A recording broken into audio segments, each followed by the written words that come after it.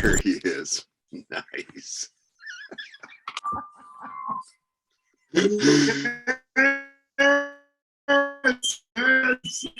Love it. Todd Hancock. I love it, buddy. Dude, thank you for posting that video. That made me feel so good. That's so crazy, right? Like I've done it before with those guys, but I'm fully not expecting him to say, "Hey, come on up and blast this song out with us again, man." That was a fucking crazy night, as the Roxy always gets, right? Dude, it is so perfect. Okay, one. Two, the fact that you didn't drop your drink like Julian on the Trailer Park Boys. I know, like, right? No spillage. You're sitting there, drink is totally still. Like, you got this. And you're just cranking it out in the mic. Perfect. Foot's just stomping, Yeah, it's just such a fun night. Antonio, man, so good to see you. Oh, dude, good to see you too, man. How's everything going? As good as can be, I guess, like all things considered. I think we're out of it. So yeah, it's going great, man. Yeah. I mean, look, that's, it's not even a blip in the road, really. You know what I mean? It's like, you just got to push past it. We're not going to remember it in 10 years. I got a little rude awakening this morning when I walked into the production office that I'm working with next, and everyone was wearing a mask. And I'm like, what's going on? Are we masking up, or is this what we're doing? It's like, yeah, that's what we're doing. So, it's still out there, but, Well, sure. Like I went to the dentist the other day and they're like, "Where's your mask?" I'm like, "What do you mean, where's my mask?" Yeah. As far as I knew, there wasn't a mask mandate anymore. They're like, "No, you need a mask." I'm like, "Well, I didn't bring one." They're like, "Here you go." Yeah. Luckily, they have them. They used to charge at some places like $2. I know, right? Anyway, physiotherapist, they'd charge for like a 5-cent mask, like $2. I'm like, you guys, killing me. Totally. So, bro, do you remember? On a side note, do you remember the last time we sat at that place downtown? You were just starting your podcast. Oh, okay. Well, that's 8 years ago then. 8 years ago, we were sitting in a place on gravel. I remember you just starting, and I was thinking to myself, what is this like podcast? Like, what is it even? What's it about? You know what I mean? Like, what is the deal with podcasting? And you were like one of the early adopters of this thing. Oh, for sure. Yeah. I mean, I just had so many people there. Like when I got let go from CFOX, so many of my friends were like, "Dude, you know podcasts, right?" I'm like, "No, I don't. I know radio." Yeah. They're like, "Well, start a podcast. Get like, how many people do you know that like run a business, that are GMs of places you've hosted events for? Like, talk to those people and say like, hey man, give me 300, 500,000 bucks a month. Like, they'll do it to help you out. And it's a tax write-off anyway, right? Yeah. Like, it's not if you're going to put out something that's really good, a good product, they'll fucking sponsor you, dude." Yeah. And you do, you do. When you were at CFOX, that was you had the gift of the gap, and you were great, on the radio. So you should be. And you just like, it was like such a smooth transition. I feel like people have to like, oftentimes they like think about things for way too long and they miss opportunities. Whereas like yours was just like, you left and you just started something new. I literally waited for my severance to run out like 9 months because I was trying to get them to pay me out so I could start the podcast sooner, right? Oh, right. And they're like, "Yeah, we can do like 70%. And I'm like, "No, like I got let go for no good reason. So you guys are paying me every single cent you owe me, right?" Yeah, of course. So once my severance ran out, man, it's funny. Like looking back, of course, it's easy to be like, "Oh yeah, it's fucking super successful, tons of great guests and lots of great sponsors and made a lot of money and all that." But like living through it, man, was like, some lean times in those first couple of years, man. Right. Yeah. I know. I hear that. I hear that it takes a couple hard years of, and that's probably not a hard and fast rule. I'm sure people, either fail or succeed at different times, but collecting your material and learning how to do all the various technical aspects of what you're doing, etc. It's just like, it's just so mind-blowing what it became, like the whole kind of, podcast, Rogan kind of era where it's just like everything shot up and now everyone's got one. I know, it's crazy. Yeah. But everybody could though, right? Because everybody like, dude, you could start up one tomorrow and make good money doing it. It's a matter of time. That's all it is. Like, I consider it, and I still do, but I have this thing where it's just like, who gives up about my opinion? You know what I mean? Like, really, could it be yes, about but me? you could do this though with all like your buddies, like in the rock world, in the acting Yeah, world, like just people that you find like inspiring and shit. Like, it doesn't yeah, need to be necessarily like I don't give my opinions unless it comes up in conversation with like in these interviews. It's not like I jump on and go like, man, I'm specifically going to talk about the trans world today, or I'm right, yeah, specifically talking about the way that tattoos are still, vilified in public. Or yeah, I don't attack it like that. I'm more just like, I kind of want to just get, stories from people, yeah, and if my opinion comes out, it comes out, right? It's not I'm yeah, specifically, attacking things with opinions. But yeah, I like that's the thing. Like anybody that has a following, is 50 people. You could get money out of that if that's your drive, right? I yeah, mean, for me, unfortunately, that was the purpose, I guess, the nucleus of starting this. It was either that or like get back into radio. yeah. But I You had gotta all work. this time off, and like, yeah, like, I had enough people say like, dude, just start a podcast. You don't have to go back to radio. Yeah, Fair enough. good for you. Just take But control of your destiny, man. oh, 100%. Like, and then I get, I'm like 3 years into doing this podcast, and then BCIT reaches out to me. They're like, hey, obviously Yeah, we know who you are from 20 years in radio, but like, yeah, we're really stoked about your podcast and like marketing it and like all the shows that you're doing and everything else. Do you want to come work with us? yeah, So it went man. from like, podcasting to now I'm like one of the instructors for like probably the biggest radio course and media course in Canada. Wow, bro. It's nuts, man. That's cool. Hey, Very man, cool. you know where you start, but you never know where you end up. Exactly. You know. Which kind of let me spin it with the way that I know you. Of course, I don't know you through the acting world that everybody now knows you obviously because of, right? Like we go back, like I'm thinking, and I'm talking to Jess, I'm like, do you remember Antonio Cupo from Hybrid Cartel? And she's like, it rings a bell. And I'm like, yeah, good looking dude, funny guy, fucking killer frontman. And she's like, I think so. Like we go back, it's got to be close to 20 years, hey? Yeah, yeah. I mean, it's really wild. Actually, I was thinking about that the other day because someone had mentioned something about singing, and they were just like, it's like what, like you, and they were like, yeah, Cooper used to play in a band, and they were like, what, and because suddenly, people see you as something because that's what you're doing. It's like Right. if you're doing construction, they see you as a construction worker. It's like, well, he plays piano. It's like, oh, really? Sure. Like, I didn't He know works that. at Pizza Hut. He's a pizza guy. Yeah. Yeah. So it's like and you could be so many things in life, and you could, I guess it represents a kind of a period in my life because I did, in a way, turn my back, so to speak, on it, and just kind of move in another direction. I was always, at the same time I was playing music and music, I was kind of always acting. And what had happened was I was taking all of my acting money and spending it on music. And I had this sort of light bulb go off in my head because music is like, but when you're like, you're buying guitars, you're buying amps, you're buying studio time, you're buying everything. Right. It's like, and for what, like, yeah, you get a few spins on the radio here and there, but that's not going to pay your bills. So it's really a labor of love. And when you approach it like that and you understand it as that, I think you can start enjoying it in a different way.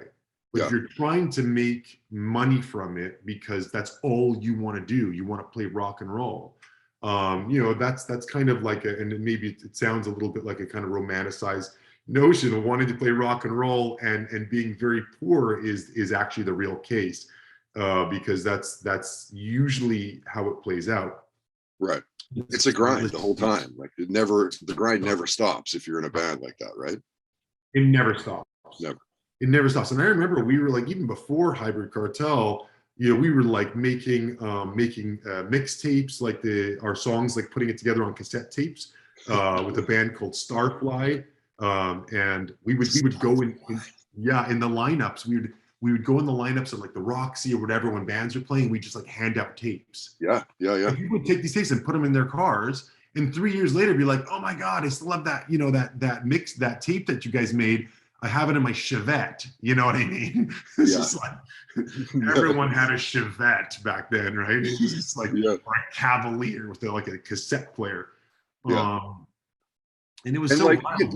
let me toot your horn for you, because being in that part of the circle, the radio part of that side, you guys were poised to really break out in Canada. There were a lot of radio stations that were like looking at CFOX going like, Hybrid Cartel's being played on the Indie Night in Canada show. They're into the Seeds contest. There were like the Bear and CJ and in Calgary and Power 97 in Winnipeg, and like there were radio stations looking at your band. Did it feel that you were close to making it? I mean, I think with Seeds, it felt like we were getting closer for sure. Yeah. CFOX was one of the stations that took a chance, and risked it. I don't know if we had went and played a bunch of shows because of Seeds across Canada, and I felt like we were on to something good. But it's one of those things, right? That's like, it was kind of like, is this your road? Like, is this your path? I love music, and I felt like management was not my strong suit. In fact, I do a lot of managing now, like of my crews and producing movies, etc. But managing certainly was not my strong suit. And when you're managing a band, on a basal level, you are in fact, like you're writing the songs, you're booking the gigs, you're doing it all. You kind of have to have this sort of a meter within yourself to say, how good are we? Like, are we Canada good? Are we stadium good? Are we globally good? And I felt like we were at the point where everyone had their own sort of little careers and that they were kind of doing little things here and there. And certainly mine was moving in a positive direction in film. And I had to make a decision. Am I going to continue to take film money and spend on music?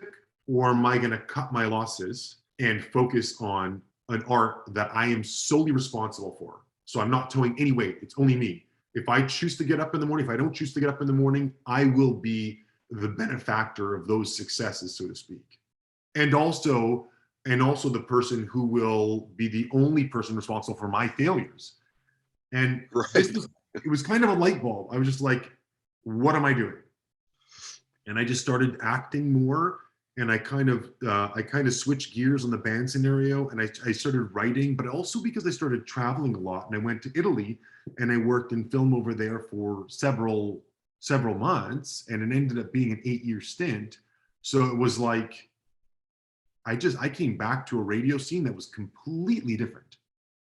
I mean, the music was different. The people were different. All of my band members were off doing other projects. I mean, it was just like, you leave a country for that amount of time, you come back, for you, it's like you just left. The day before yesterday, you just left. You think everything's going to be exactly the same. And then suddenly you have 8 years. When you left, you were like, let's say 25. Now you've got all of those 15-year-olds who never held a guitar playing at the Roxy. You know what I mean? And all these other places in town. And the music is different. It's totally changed. Right. So now you need to reassess, and I did. I went and made a record after I got back in 2012, but I just put it out on Apple. And it's out there. It's called Antonio Cupo and the Violet Chronicles. And I did it with my brother-in-law, Dave Martone, who in fact is, one of the best guitar players of all time. Virtuoso, straight up. Virtuoso, yeah. Just happened to marry my sister, but but also he's got this amazing studio, and I'm just like, bro, I've got these songs that I've been playing over the last 5 years in my bedroom. Can we just like put these down? And he's like, yeah, sure. So we put them down. I was expecting him to like, create amazing, ripping solos throughout all the stuff. And in fact, it wasn't that at all. He encouraged me to play the guitars on it. And he was here and there featured just minimally, but the experience was so great for me because I had never really recorded all of the guitars before on any of my tracks. It was always a band. So suddenly I had this real sort of self-indulgent kind of project where it was just me. I was lyrics, I was melody, I was guitars, I was basically everything. And then I got to produce the music, and we brought in a drummer and a bass player, and I got to sort of produce them and conduct how I would want them, how I want it to sound. And like I said, it was really self-indulgent. It's kind of this wacky kind of project, it's different styles all over the place, and that wasn't encouraged in the time of CFOX. If you had one song that was different than another, you weren't going to get a record deal. They wanted one hit and then 10 other songs that sounded like that hit. You know what I mean? Right. Yeah. If you tried to do like a Beatles project where every song was so incredibly different one from the other, it was like you didn't have a focus. Right. Do you remember that? Am I just for sure? No, it's for sure. And it's still like that almost present day.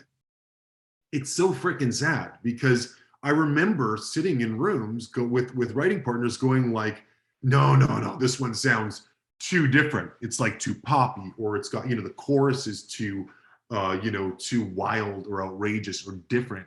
And some of the music that I like most today has got, it's got like differing melodies and three melodies at once, between the guitars and the vocals and the, and the hook and whatever else. And like all of these things that are sort of coming in, and you go, man, maybe you should just not always listen to people and just do whatever the hell you want. You know what I mean? Ding. Like 100%. Who says that someone has to create your sound? Like no one creates my acting style. That's me. I found my sound. Right. So guitar players find their sound, vocalists find their sound. Suddenly, you look at everything in life and you go, hold on, no one has the answers here. The answers are within me. So it's kind of also a little bit of like, what were you being influenced by as a kid growing up? Like, what are your parents playing to get you to go down that path in the first place? Yeah, I mean, my parents really much. My parents are more just like they were working like 90%. My dad still works like 18 hours a day. He's like, wow. He's one of those people that will never stop working. I believe he said when you stop working, you start dying at one point. So it's like, so you definitely do not want to stop working. It's kind of true. Like people get, you just sort of stop working at like 65, and then you see him at 70, and you're like, oh my God, you really let yourself go. Yeah. Whereas if you just never stop, you kind of just, your brain is just continually, working. Yeah. So you're in it. So we didn't do that. My dad listened to a lot of Italian music in his old, Cordoba or whatever it was, on an 8-track, and I still, when I hear those songs, they remind me of those days. My mom was a little bit more into music. She was into like Cream and Elvis and those bands from like the 60s and 70s. A lot of folk, but also some rock and roll. I was more influenced by rock, Led Zeppelin. And, it's like that's my jam. However, when I started to really become more influenced was the early alt rock scene. That was, like the early 90s. That was really my thing, and it's kind of your jam too. I'm sure, like that whole Nirvana, sure. The Seattle scene, and then later on Nickelback and that whole sort of that whole era. Yeah. And interesting, you're mentioning Dave Martone and married to Carmelita. uh, she was the one that kind of really got you into acting, right? Yeah, actually, that's true. I feel like all of my successes in life, Carmelina was responsible for them. Like I was looking, she was looking for an agent, and she's like, you should give me your headshot. And then, I got an agent from that. She said, she was like, hey, like they really need actors in the school plays. And I was like, all right, like, sure, I guess I'll come. She's like, you really should come. I was playing sports and doing other things. And then suddenly I found this passion for, for being on, being in the spotlight in that way. I guess being in the spotlight is not the thing. It was more just acting, and Yeah. the spotlight came along with it. But all of my success in life are due to my sister. She's been an amazing influence in my life, I think. Yeah, she's obviously super cool as well, right? Yeah, and she's still playing music like all the time. Oh, cool. Yeah. And what's like when you think back to like being a little kid? Yeah. What are your first memories of TV shows and movies and actors and all that? It's wild. I work with a lot of these people now. Yeah. Yeah, dude. I mean, you've worked with like Ed Kingsley and Dennis Hopper, and like I sent you a message. But Penelope Cruz, like, what is going on here, man? Did I ever tell you about the Penelope Cruz story? No. Oh my God. So we were on that set. Isabelle Crichette is the director, and she's just phenomenal. And Penelope Cruz, and I show up, I get hired for this job, and I'm playing her brother. I'm playing her brother in the movie. That's what I get hired for. And I was like, okay, cool, play a brother in the movie. And suddenly, I get a call a few weeks later, and it's like, hey, there's been a big change, and Penelope no longer wants you to play her brother. And I was like, oh, and I remember I was in LA, and my agent called me, and I'm just like, oh, that sucks. All right, well, it was kind of too good to be true anyways, and let's just move on. And she was like, no, in fact, she wants you to play her lover. And I was like, what? She's like, yeah. She saw the headshots on the wall, and she was like, no, this guy can't be my brother. He's got to play my lover. And I'm going, this is insane. And they said, oh, and by the way, for the change, they want to like increase your rate because they feel bad that you lost this role for this other role, casting. So, and I'm just like, oh, okay, like literally I will do this for free. You know what I mean?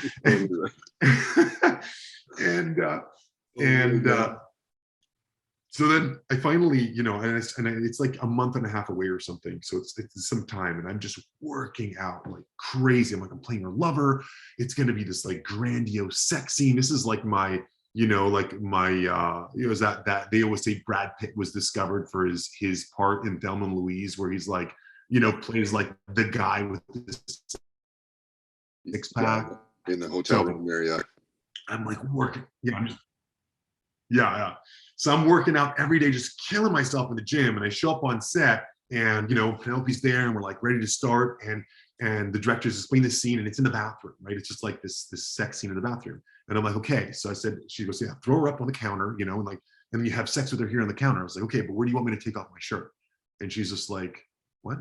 I'm like, where do you, like, I'm just gonna like, I'll just take it off like before. Like, she's like, no, you're not taking off your shirt. You're having sex with someone. Have you never had sex with someone in the bathroom before? You don't take off your clothes. You just have sex with them. And I'm like, oh, and I just figured maybe like, because I wanted to show off my body.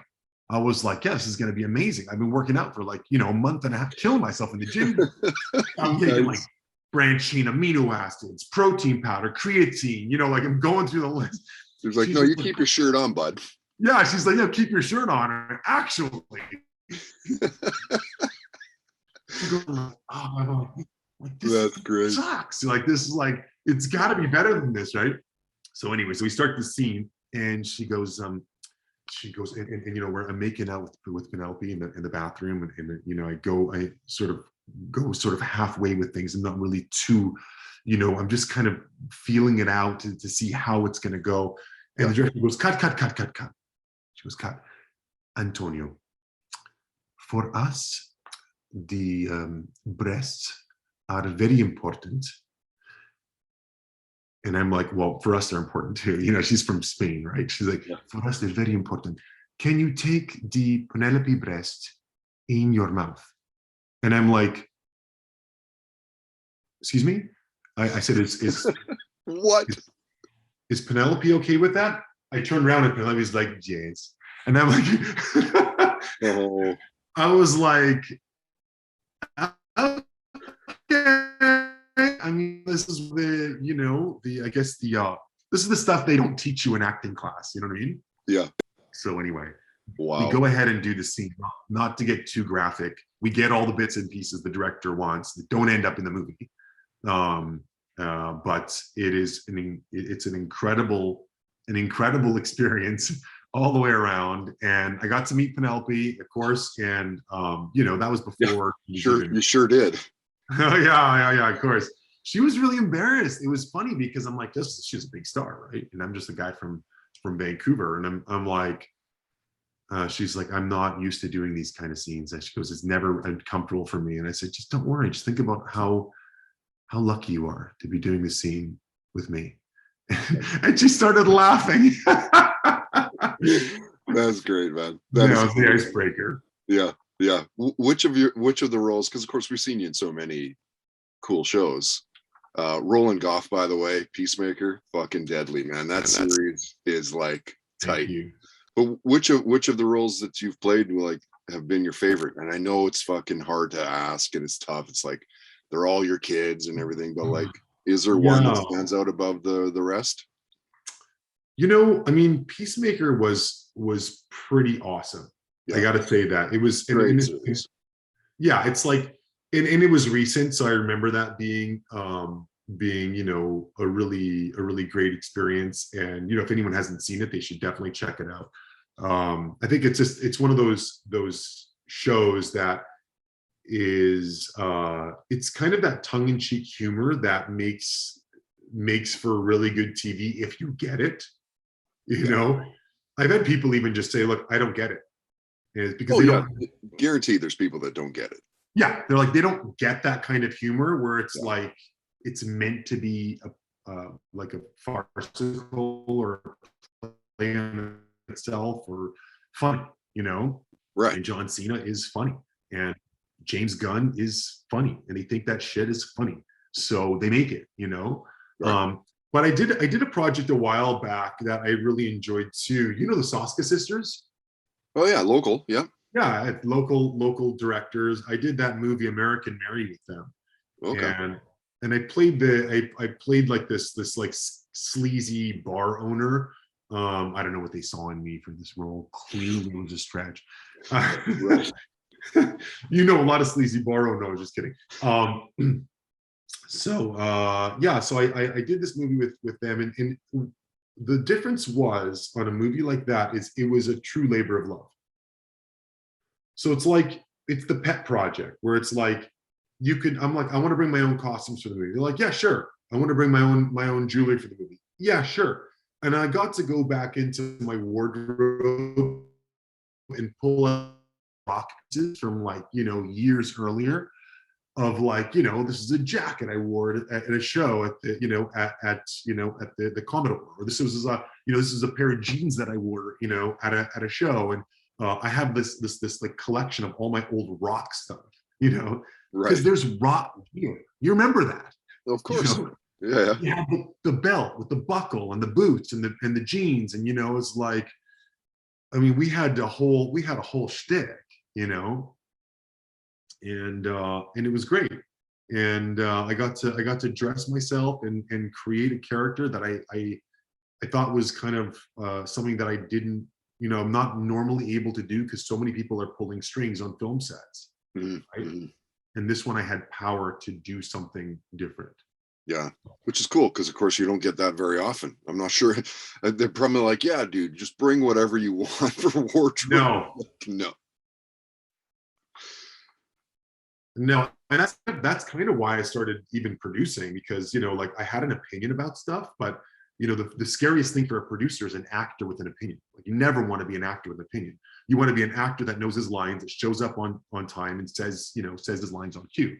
but you don't want to have an opinion if at all possible, because generally those opinions are not welcome. Right. Say your lines, bud. Say your lines. Yeah. Say your lines. Stay away from crafty after you're wrapped and go home. So anyway. Hey, what was the first movie you saw in the theater? Do you remember? Yeah, I do. It was Jaws. Oh, it was Jaws. You must have been young then too. Yeah, it was like 83, I think. And I saw it at the Dolphin Theater on Hastings. Oh, wow. What was yours? Mine was the Star Wars A New Hope. Oh, what year was that? Like 77, 78. So I was like 4 or 5. Seeing that in the theater, right? Like, I don't know that I would have let my kids at 4 or 5 see that in theater. Absolutely not. Times they haven't changed big time. Although I've let my kids watch some pretty fucking like all the Lord of the Rings. They're like 12 and 9 now, but they've seen that like 3-4 years ago. Right. Yeah. And like think of those epic fight scenes in Lord of the Rings, and like all of the Indiana Jones, of course, all Star Wars. Yeah. Harry Potter. Yeah. Well, I'm going through that right now because my kids why not? are 5.5 and 3.5. Okay. And my kids want to watch, like my son wants to watch what was the one, the ball that he's like a little character that he turns into a ball and he rolls and Sonic. Yeah. Sonic. And I was listening to Sonic, the new one on like Netflix or whatever, just listen, overhearing with Jim Carrey. Yeah. And it's like, they're calling each other stupid. They're calling each other, all kinds of names. And I'm going like, okay, I had it when I was a kid for sure. And we turned out all right, well, a little cross-eyed, but all right. Right. Got this tick, but yeah, exactly. Yeah. For the most part. Yeah, exactly. But I don't want my kids, I don't want my kids watching it. And it's like, I don't also want to turn into like a, parent that's like a total stickler for that. But I try not to, I just try to keep it like really sort of PC for them. And it's hard to do because it means for sure. You change your whole life as you know it for them. Right. Well, until after 8 o'clock at night, maybe, then it starts to become what you want to watch. Yeah. Then it's like daddy juice. Yes. Yeah. Daddy juice and smoke. Daddy juice. Yeah. I know. Oh man. There is a kind of a duality to our lives, isn't there? Like, how your kids know you are and then how you actually are two different things. 100%, man. I mean, I smoke a lot of reefer. I don't think they know that I do, Yeah. But that's coming eventually. Of course, I'm going to let them know, and it's all moderation and everything else. But yeah, man, 2 totally different lives for sure. Yeah. And it's like, it's how you marry those that I think really makes a difference. I mean, being European, of course, I've always offered my kids alcohol. Oh. Like from the time they could basically like eat solid foods. Yeah. I've always like dipped my finger in like a little glass of wine and like touch a lip. But that's also kind of like I when I went through school for BCIT and radio and stuff, I lived with my aunt. Yeah. It's an Italian family, Minichello. And it's kind of isn't that sort of like the customs or the heritage of Italian families, is it not? 100%. Yeah. There isn't a child in Italy that has not tried wine or beer. I mean, no one's feeding kids spirits. They're feeding them wine and beer. Right. And they're not even feeding them, but it's there. My kid sees a cup of coffee or a glass of wine or a beer, he doesn't want to touch it. Right. He just like, that's beer. I don't like the taste of it. When they were kids, they were kind of curious about it. I remember once my son came down and there was a beer on the table and he walked up and I'm sitting on the phone, right? We're just talking. And he walks up down the steps, right up to the table, grabs my beer, takes a sip, puts it down and walks back up the steps. And I was just like, what just happened? That's awesome. Literally the last time he ever tasted beer. Yeah. He found out he didn't like it. There you go. You know, There's and probably, has you know, no there's probably less drinking problems in that country than there are in this continent. in Italy, there is in Italy and Spain, and, you know, in Europe in general, but there Yeah. is there's nudity on TV, right? And on Every the show, beaches, and yeah. yeah, every show's got dancing girls. People are smoking everywhere. Yeah. People are drinking, I mean, literally daily with every single meal. And none of those problems exist. You know, Right. It's because it's not normalized, but again, it's part of the customs. It's like, you know, that you shouldn't be abusing that stuff. and then you go to like some places in North America that are so repressed sexually, you know, in other ways, and they get all twisted up in their brain, and then they go up, end up, you know, shooting somebody or raping somebody or doing some crazy stuff. Right. That it's like all these people needed was just a little bit of like an open mentality, like, hey, stuff exists, enjoy yourself, don't screw up your life. You know what I mean? Right. It's like, Well, it's almost because it's vilified, right? It's almost at that point of like, oh, don't do this. You can't drink until you're 19. You can't do this until, and it's because of that. It's like, okay, maybe now I will want to try it, and then I'll do it too much. Dude, how many times were you sitting at the Roxy and there's like, you know, a busload of girls from you know, that are like just turned of age for Canada, Yeah. and they're showing up just getting sloshed, Right. you know, guys and girls getting sloshed because there's 2 years, you know, we have drinking age 2 years before America. So, you know, they're coming up here and they're getting hammered. Right. Is the drinking age still the same? 19, yeah. 19 here, right? Yep. And it's 21 for America. Yep. Yeah. So they're coming up here getting wasted. Yeah. Yeah. And you're going like, all they have to do is lower the drinking age and they can get wasted at least and go home and sleep and not, you know, find themselves in a difficult situation to be in. Right. Right. You know, compromising situation in another country. Yeah. Right. I don't know. Yeah. Yeah. Hey, I want to wrap it up here real quick. Thank you again for doing this. Bro, I'm curious about the rest of your year. Like, how far do you have your life kind of mapped out? well, I am mapped out. Well, I'm just starting a movie called Christmas Do-Over. And You're texting about that, yeah. Yeah, that's with Rochelle Lefebvre. And super excited to get started. It's happening this Sunday. So that's going to be the next 3 weeks of my life. I've got some renos and around the house and some papa things that I'm doing and a bunch of films in development that I'm producing. So cool. The last 5 years of my life has been, for the most part, producing. And it's honestly, like, speaking of work, it's been one of the best decisions I made. You know, it's just like, I'm able to create the content I want to see and actually see that through and be a part of filmmaking at, you know, 360 degrees, from financing to you know, to casting, to writing, to like all the bits and pieces of it.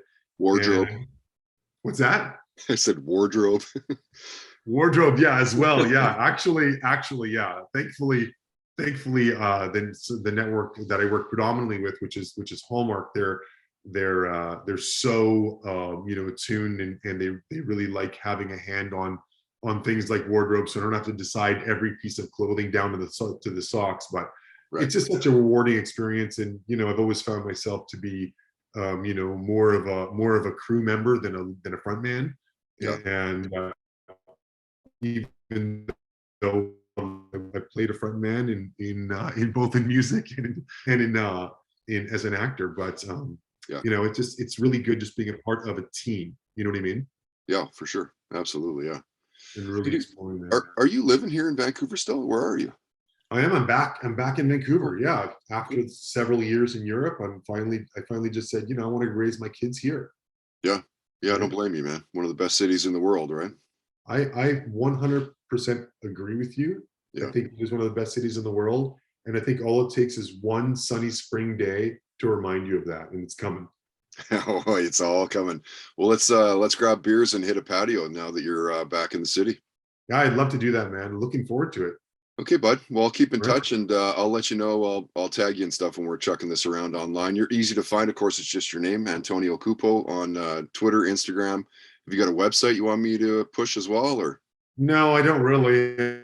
I mean, it's really just, I've been for as much as I do anything, it's mainly Instagram that I'm using. But I try to let people know what's going on with my life, and work, and some of my personal stuff shows up here and there, which is great. So Yep. yeah, follow me on Instagram and the other platforms. I'm looking forward to seeing you in person. Hell yeah, man. Let's do it soon.